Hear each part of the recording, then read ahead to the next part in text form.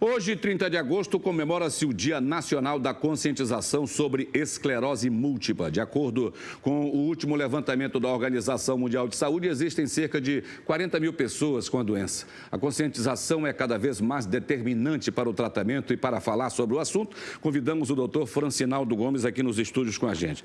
Quais são as causas da esclerose múltipla, doutor? Boa tarde. E o que é uma esclerose múltipla? Boa tarde, Ronaldo. Boa tarde, telespectadores. Mais um grande prazer estar aqui presente. Igualmente. Compartilhar um pouco da nossa experiência aí no tratamento de pacientes aqui em Belém do Pará.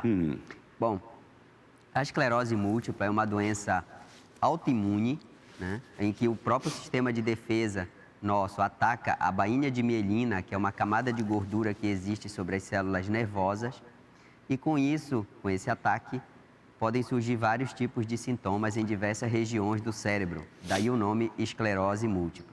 A causa, nós não sabemos ainda exatamente o que provoca, mas a gente sabe que existem alguns fatores ambientais e também alguns fatores genéticos, uma predisposição genética para ter a doença. Esses fatores ambientais são principalmente algumas infecções por vírus, algumas bactérias e a exposição a alguns agentes ambientais. Tem sintoma para aparecer a esclerose múltipla? Como é que eu descubro? Ela é uma das doenças de mais difícil diagnóstico. Imagina. Exatamente porque ela pode se manifestar das formas mais diferentes possíveis, daí o nome esclerose múltipla. Então ela pode se manifestar como um embaçamento visual, como uma dormência no braço, uma dormência no rosto, uma dificuldade para urinar, por exemplo, uma dificuldade para coordenar os movimentos. E o que chama a atenção é que a cada surto da doença, a manifestação pode ser diferente.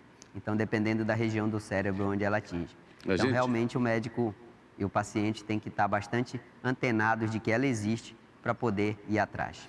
Eu ouço muito falar, cara, tu tá esclerosado. A gente usa muito isso, né, doutor Francinaldo? Exato. Mas, assim, o termo esclerosado, hoje, né, na época, se usava para as pessoas que desenvolviam demência, que é a doença de Alzheimer. E isso não tem nada a ver com a esclerose múltipla. Agora, para você ter uma ideia, Ronaldo e colegas, a esclerose múltipla acomete pessoas jovens, geralmente mulheres, após a puberdade. Então, não tem nada a ver com a doença de Alzheimer, que são pessoas idosas, depois de 60 tá certo. anos.